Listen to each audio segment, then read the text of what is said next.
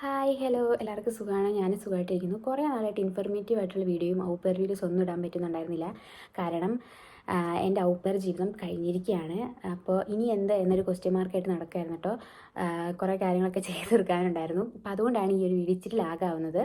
അപ്പോൾ ഈ ഒരു വർഷം എന്ന് പറഞ്ഞാൽ എനിക്കത് ഒരിക്കലും മറക്കാൻ പറ്റാത്തൊരു വർഷമാണ്. കാരണം ഒത്തിരി നല്ല കാര്യങ്ങളും കുറേ മണ്ടത്തരങ്ങളൊക്കെ നടന്നിട്ടുള്ളൊരു വർഷമായിരുന്നു.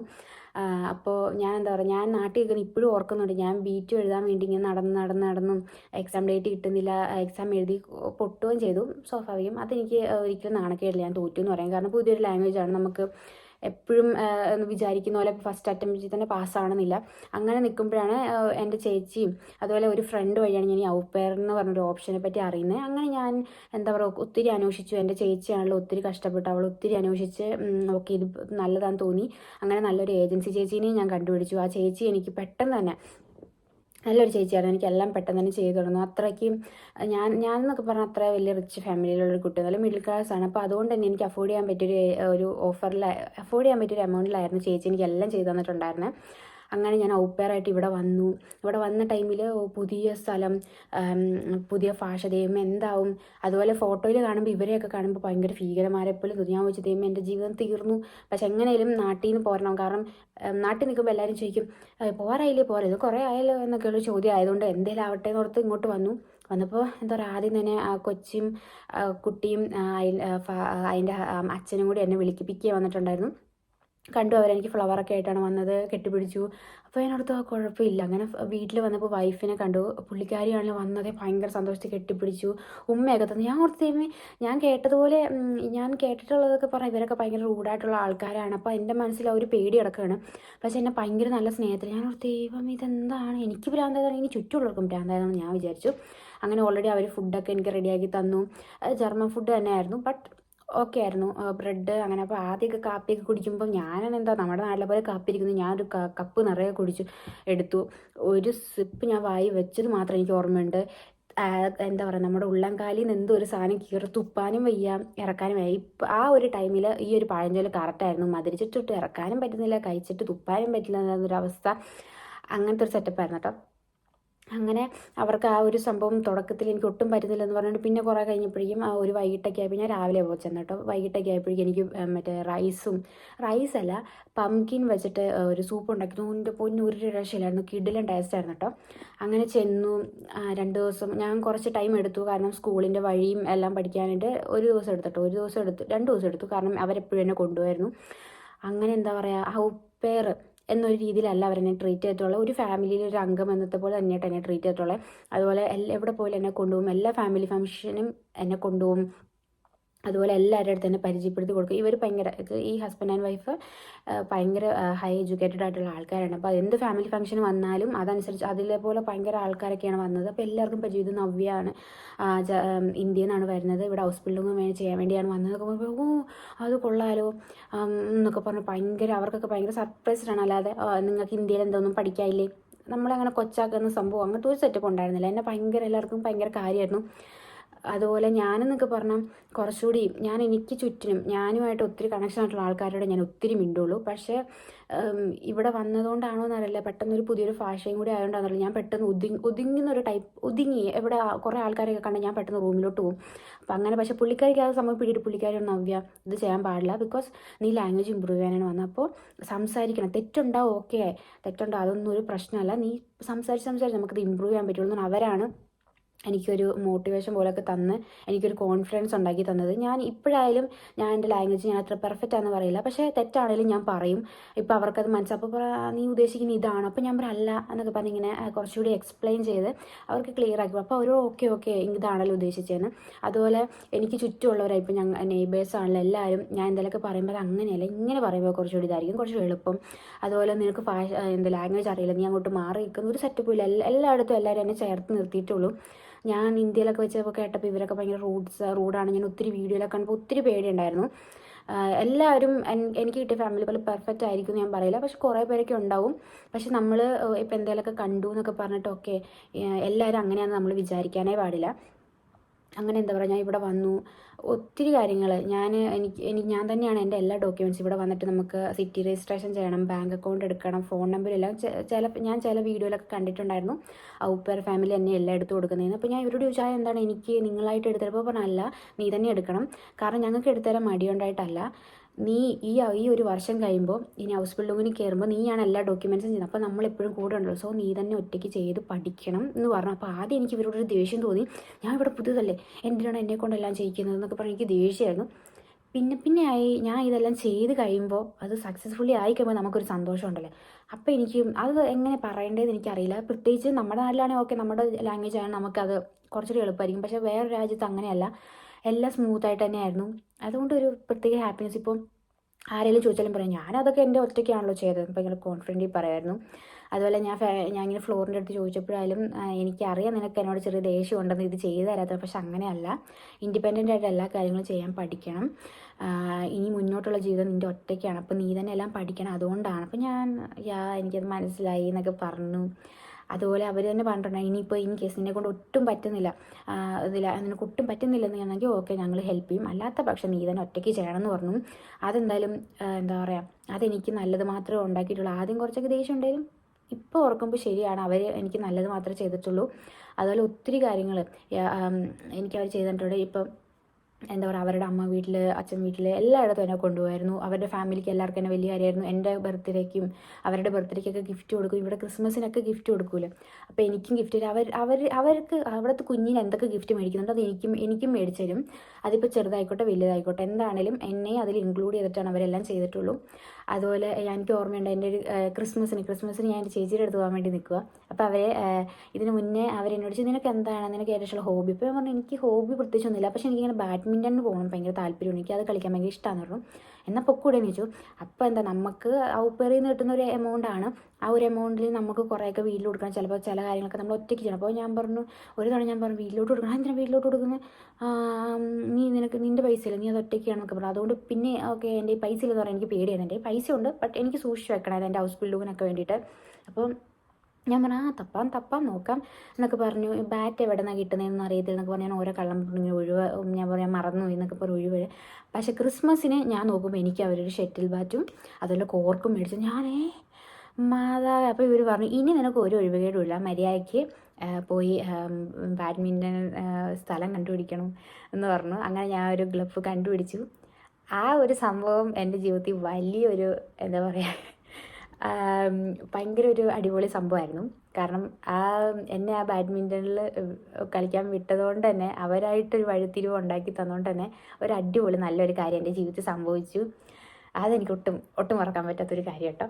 അതുപോലെ ഈസ്റ്റർ എല്ലാത്തിലും എന്നെ ഭയങ്കരമായിട്ട് പങ്കെടുപ്പിച്ചു. ഇപ്പോൾ എന്നോട് ചോദിക്കുകയാണെങ്കിൽ ജർമ്മൻ കൾച്ചർ എന്താണെന്ന് ചോദിച്ചാൽ ഓക്കെ എനിക്കറിയാം, കാരണം ഞാൻ ഔപ്പറായിട്ട് വന്നതുകൊണ്ട് തന്നെ കുറേ എന്താ പറയുക അഡ്വാൻറ്റേജസ് ഉണ്ടായിട്ടുണ്ട്. എനിക്ക് ലാംഗ്വേജ് ഇമ്പ്രൂവ് ചെയ്യാൻ പറ്റി എന്നും പറഞ്ഞ് ഓക്കെ ഞാൻ ലാംഗ്വേജിൽ അത്ര ഫ്ലുവൻ്റ് ആണെന്നല്ല, എനിക്ക് ഇമ്പ്രൂവ് ചെയ്യാൻ പറ്റിയിട്ടുണ്ട്. നമുക്ക് കുറച്ചുകൂടി ടൈം എടുക്കും, ഇമ്പ്രൂവ് ചെയ്യാൻ പറ്റി. അതുപോലെ ഇവരുടെ കൾച്ചർ എനിക്ക് അറിയാൻ പറ്റി. അതുപോലെ എല്ലാ കാര്യങ്ങളും എൻ്റെ എല്ലാ കാര്യങ്ങളും ഞാൻ ഒറ്റയ്ക്കാണ് ചെയ്തത്. ഇപ്പോൾ പേപ്പർ വർക്ക് വരെ ഞാൻ ഒറ്റയ്ക്ക് ചെയ്തപ്പോൾ കൊണ്ട് ഇപ്പം എൻ്റെ ഒരു ഫ്രണ്ട്സ് വന്നപ്പോഴായാലും ഞാൻ അവർക്കും പറഞ്ഞു കൊടുത്തേടി ഇന്നതുപോലെ ചെയ്താൽ മതി, ഓക്കെ. അപ്പോൾ അവർക്ക് മനസ്സിലായി. അപ്പോൾ എന്താ പറയുക, നമ്മൾക്ക് കുറച്ച് ഫസ്റ്റ് ചെയ്ത എനിക്ക് കുറച്ച് കഷ്ടപ്പാടുണ്ടെങ്കിലും അടുത്തൊരാൾക്ക് കഷ്ടപ്പാടുണ്ടാവരുത്. അപ്പോൾ കുറച്ചുകൂടി അവർക്ക് എളുപ്പമാക്കാൻ വേണ്ടി പറഞ്ഞു കൊടുക്കാനും, ഇപ്പം ഞാൻ ഔപ്പറായിട്ട് വന്നതുകൊണ്ട് ഔപ്പറായിട്ട് വരാൻ നിൽക്കുന്നവർക്ക് കുറേ ഇൻഫർമേറ്റീവ് ആയിട്ടുള്ള കാര്യങ്ങളൊക്കെ പറഞ്ഞു കൊടുത്ത് ഹെൽപ്പ് ചെയ്യാൻ പറ്റിയിട്ടുണ്ട്. സോ അതും ഒരു അടിപൊളിയാണല്ലോ. അതുപോലെ എന്താ പറയുക, ഫുഡ് എല്ലാ കാര്യങ്ങളും ഈ ഒരു വർഷത്തിൽ ഞാൻ ഒത്തിരി മണ്ടത്തരങ്ങൾ കാണിച്ചിട്ടുണ്ട്. അതിൽ ഏറ്റവും ഒരു മണ്ടത്തരമാണ്, കുറേ ഉണ്ട്, എല്ലാം കൂടി പറഞ്ഞു തീർക്കാൻ ഈ വീഡിയോ ഒന്നും പോരാ, അതുകൊണ്ടാട്ടോ. ഏറ്റവും ഇതായിട്ട് എനിക്ക് എപ്പോഴും മറക്കാൻ പറ്റിയൊരു സംഭവമാണ് പുള്ളിയുടെ, അതായത് എൻ്റെ ഫാമിലിയിൽ പുള്ളിയുടെ അച്ഛൻ മരിച്ചുപോയി. അപ്പോൾ ഫ്ലോറിൻ്റെ അച്ഛൻ മരിച്ചുപോയ സമയത്ത് എനിക്കറിയില്ല. അപ്പോൾ ഞാൻ വിചാരിച്ചു ഓക്കെ എല്ലാവരും നമ്മുടെ നാട്ടിലെ പോലെ എല്ലാവരും കൂടി കൂടിയിട്ടായിരിക്കും, ഒത്തിരി ആൾക്കാർ വരും, അത്രയ്ക്ക് ഫേമസ് ആയിട്ടുള്ളതാണെങ്കിൽ നമ്മുടെ നാട്ടിലൊക്കെ എങ്ങനെയാണല്ലോ. അങ്ങനെ എന്നോട് പറഞ്ഞു നവ്യ നമ്മൾ അപ്പോൾ പറഞ്ഞു ഇന്ന് മരിച്ചു, അപ്പോൾ അവർ മൂന്നുപേരും കൂടി പെട്ടെന്ന് പോകുകയെന്ന് പറഞ്ഞിട്ട് ഇവർ പോയി. അപ്പോൾ ഞാൻ ഓക്കെ അല്ല മരിച്ചതല്ല, എന്തോ ഭയങ്കര ക്രിട്ടിക്കലാണ്, വരണം എന്ന് പറഞ്ഞു. അങ്ങനെ ചെന്നു.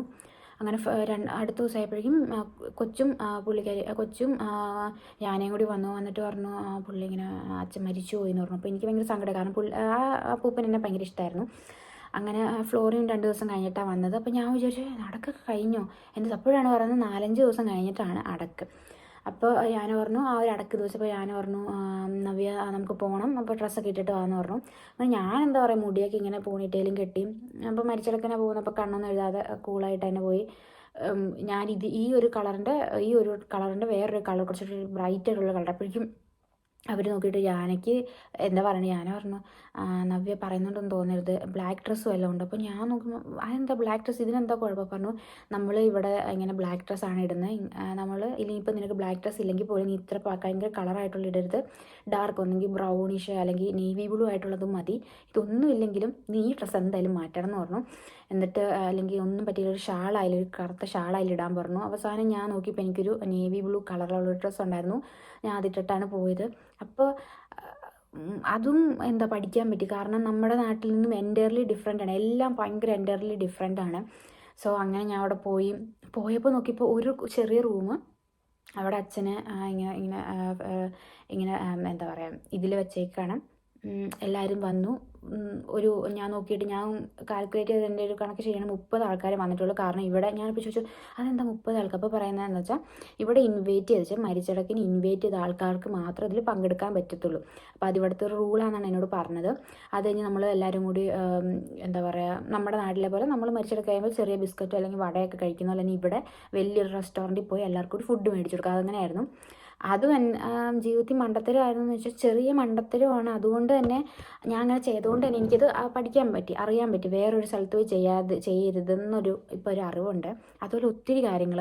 അതുപോലെ ഞാൻ കണ്ടതിൽ എനിക്ക് ഏറ്റവും ഇഷ്ടപ്പെട്ടൊരു കേസാണ്, നമ്മുടെ നാട്ടിലാണ് ഓക്കെ പെണ്ണുങ്ങൾ അത് ചെയ്യണം, പെണ്ണുങ്ങൾ മാത്രമേ കുക്ക് ചെയ്യാൻ പറ്റുള്ളൂ, അങ്ങനത്തെ സെറ്റ് പെണ്ണുങ്ങൾ വീട്ടിൽ അടങ്ങി ഒതുങ്ങിയിരിക്കണം എന്നൊക്കെ. പക്ഷേ ഇവിടെ എൻ്റെ ഫാമിലിയിൽ 2 പേരും ഹൈ എഡ്യൂക്കേറ്റഡ് ആണ്. പുള്ളിക്കാരി പുറത്ത് പോയി ജോലി ചെയ്യുന്ന ആളാണ്, പുള്ളിക്കാരൻ വീട്ടിനുള്ളിൽ വർക്ക് ചെയ്യുന്ന ഒരാളാണ്. പക്ഷേ പുള്ളിക്കാരനാണ് എന്നും കുക്ക് ചെയ്യുന്നത്. എനിക്കും കൊച്ചിനും പുള്ളിക്കാരൻ കുക്ക് ചെയ്യുന്നത് ഭയങ്കര ഇഷ്ടം. എന്താണെന്ന് വെച്ചാൽ ഭയങ്കര ടേസ്റ്റ് എന്ന് വെച്ചാൽ ഭയങ്കര ടേസ്റ്റാണ്. അതുപോലെ പുള്ളിക്കാരി കുക്ക് ചെയ്യുന്ന ടേസ്റ്റ് അല്ലെന്നല്ല, പക്ഷേ എനിക്കും കൊച്ചിനും പുള്ളിക്കാരൻ കുക്ക് ചെയ്യുന്നതാണ് ഇഷ്ടം. പുള്ളിക്കാരൻ നല്ല അടിപൊളിയായിട്ട് കുക്ക് ചെയ്യും. ഞാൻ എപ്പോഴും നോക്കും ഒരു വഴക്കും ചെറിയ ചെറിയ തട്ടുമുട്ടൊക്കെ ഉണ്ടാവാറുണ്ട്. പക്ഷേ എങ്ങനെയാണ് ഇവർ ഭാര്യേനെ ലവ് ചെയ്യുന്നത്, എങ്ങനെയാണ് എല്ലാ കാര്യത്തിനും സപ്പോർട്ടീവും എല്ലാം. ഇപ്പോൾ പുള്ളിക്കാരൻ എന്തെങ്കിലും ചെയ്യണമെന്നാണെങ്കിൽ ഭാര്യേനോട് ഒപ്പീനിയൻ ചോദിക്കും, ഇതിങ്ങനെ ചെയ്താൽ എങ്ങനെ. ഇപ്പോൾ പുള്ളിക്കാരൻ ഓക്കെ അത് അത്ര നല്ല ഐഡിയ അല്ല, ഇതിനേക്കാളും ബെറ്റർ ആയിരിക്കും. ഇപ്പോൾ പുള്ളിക്കാരൻ ഓക്കെ ഞാനും അത് ചിന്തിപ്പിച്ച് എനിക്ക് ഓക്കെ നീ ചെയ്താണ് ചെയ്യുന്നത്. നമ്മുടെ നല്ല എന്താ പെണ്ണുങ്ങൾ എന്തെങ്കിലും പറഞ്ഞു ആഹാ നീ എന്നെക്കാളും ഇത് പറയാറായോ എന്ന് ചോദിച്ചു വലിയ ഇത് പറയും. പക്ഷെ അങ്ങനെ ഒത്തിരി കാര്യങ്ങൾ എനിക്കിവിടെ പഠിക്കാൻ പറ്റും. അതിപ്പോൾ റിലേഷൻഷിപ്പിലായാലും ഇവിടെ ജർമ്മൻ കൾച്ചറിലായാലും എല്ലാം കൊണ്ടും എനിക്ക് ഒത്തിരി കാര്യങ്ങൾ ഇവിടുന്ന് പഠിക്കാൻ പറ്റി. അതുപോലെ ഞാൻ എപ്പോഴും എൻ്റെ ഈ കൊച്ചിനോടും എൻ്റെ ഫാമിലിനോടും ഞാൻ താങ്ക്ഫുള്ളാണ്.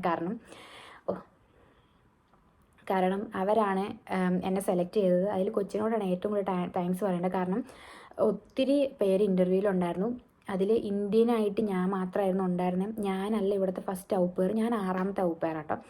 അങ്ങനെ ആ ഫാമിലിക്ക് ഇഷ്ടമായി. ഇപ്പോൾ പറഞ്ഞു നീ സെലക്ട് ചെയ്ത് വെച്ചിട്ടുണ്ട്, കുറേ പേരുണ്ട്, അതിൽ നമുക്ക് ലാസ്റ്റ് അറിയിക്കാമെന്ന് പറഞ്ഞു. കൊച്ചിനും കൂടി ഇഷ്ടപ്പെടും, കൊച്ചുമായിട്ടൊരു ഇൻ്റർവ്യൂ ഉണ്ട്, കൊച്ചിനും ഇഷ്ടപ്പെടുവാണെങ്കിൽ ഓക്കെ നമുക്കിത് ഉറപ്പിക്കാമെന്ന് പറഞ്ഞു.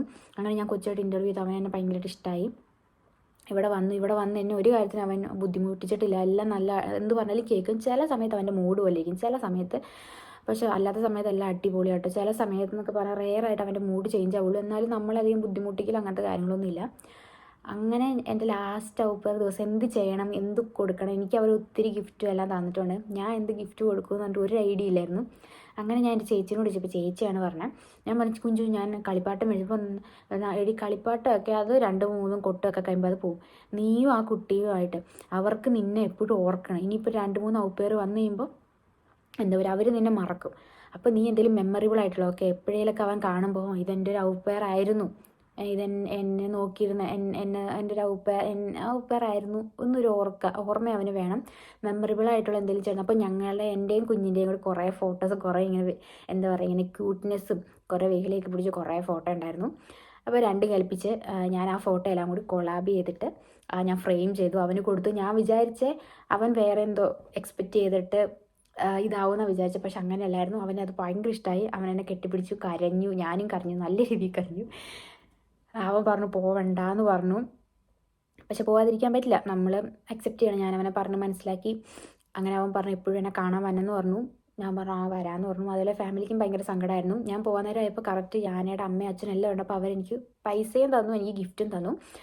അവർക്കും എന്നെ ഭയങ്കര ഇഷ്ടമാണ്, കാരണം ഞാൻ അവർക്ക് ഇന്ത്യൻ ഫുഡും എല്ലാം ഞാൻ ഉണ്ടാക്കി കൊടുത്തിട്ടുണ്ട്. അവർക്ക് ഭയങ്കര കാര്യമായിരുന്നു തന്നെ, എനിക്കും ഭയങ്കര കാര്യമായിരുന്നു. അപ്പം ഇതായിരുന്നു എൻ്റെ ഒരു ഔപ്പർ ലൈഫ്. ഇതൊന്നും അല്ല, ഇനിയും ഒത്തിരി നല്ല കാര്യങ്ങൾ, ഒത്തിരി കാര്യങ്ങളുണ്ട്. പക്ഷെ അത് പറഞ്ഞാലൊന്നും ഈ വീഡിയോ തീരില്ല, ഞാൻ ഓൾറെഡി പറഞ്ഞു. അപ്പം എന്താ പറയുക, അപ്പം ഇന്നത്തെ വീഡിയോ അത്രയേ ഉള്ളൂ.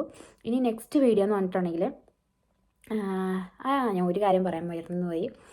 ഓൾറെഡി ഞാൻ എൻ്റെ ഹൗസ് ബിൽഡിങ് ഞാൻ സ്റ്റാർട്ട് ചെയ്തു. എനിക്ക് അഡ്മിഷനും കാര്യങ്ങളൊക്കെ റെഡിയായി. അപ്പോൾ നിങ്ങൾ വിചാരിക്കുന്നുണ്ടാവും എങ്ങനെയാണ് ഔപ്പർ ടു ഹൗസ് ബിൽഡിങ്ങിലോട്ട് കൺവേർട്ട് ആയത്, എന്തൊക്കെ ഡോക്യുമെൻറ്റ്സ് ആണ് വേണ്ടത്, നമ്മൾ എത്ര നാൾ മുന്നേ അപ്ലൈ ചെയ്യണം, എങ്ങനെയാണ് അപ്ലൈ ചെയ്യേണ്ടതൊക്കെ ഒത്തിരി ക്വസ്റ്റ്യൻസ് ഉണ്ടാവും. അപ്പം ഞാൻ ഇതെല്ലാം കൂടി അടുത്ത വീഡിയോയിൽ ഞാൻ ചെയ്യുന്നതായിരിക്കും. അപ്പോൾ നിങ്ങൾക്ക് എന്താ പറയുക, അപ്പോൾ നിങ്ങൾക്ക് കുറച്ചുകൂടി ഓക്കെ ഔപ്പറായിട്ട് വന്നിട്ട് അത് കഴിഞ്ഞിട്ട് ഹൗസ് ബിൽഡിങ് ചെയ്യാൻ ഉദ്ദേശിക്കുന്നവർക്ക് അത് ഭയങ്കര ഒരു ഉപകാരപ്പെടുമെന്ന് ഞാൻ വിചാരിക്കുകയാണ്. അപ്പോൾ ഞാൻ അടുത്ത വീഡിയോ ഉടനെ ഇടുന്നതായിരിക്കും. അപ്പോൾ എല്ലാവരും കാണണം, സബ്സ്ക്രൈബ് ചെയ്യണം, ഷെയർ ചെയ്യണം, അതുപോലെ സപ്പോർട്ട് ചെയ്യണം. ഞാൻ ഹൗസ് ബിൽഡിങ് ചെയ്യാൻ തുടങ്ങിയിരിക്കുകയാണ്. അപ്പോൾ എന്താ പറയുക, നമ്മൾ വേറൊരു ലാംഗ്വേജാണ്, മെഡിക്കൽ ഫീൽഡാണ്. അപ്പോൾ കുറച്ചുകൂടി എക്സ്ട്രീം ആയിട്ടുള്ള എന്താ പറയുക ലെവലായിരിക്കും. അപ്പോൾ എല്ലാവരും എനിക്ക് വേണ്ടി പ്രാർത്ഥിക്കണം, സപ്പോർട്ട് ചെയ്യണം. അപ്പോൾ ഇതുപോലെ ജർമ്മനിക്ക് വരാൻ നിൽക്കുന്നതും നഴ്സിംഗ് ഒക്കെ പഠിക്കാൻ നിൽക്കുന്നവർക്കൊക്കെ ആണെങ്കിൽ ഇത് ഷെയർ ചെയ്യുക. അപ്പോൾ എന്താ പറയുക, ഇന്നത്തെ വീഡിയോ അത്രേ ഉള്ളൂ. അടുത്ത വീഡിയോ ആയിട്ട് കാണാം. ബൈ.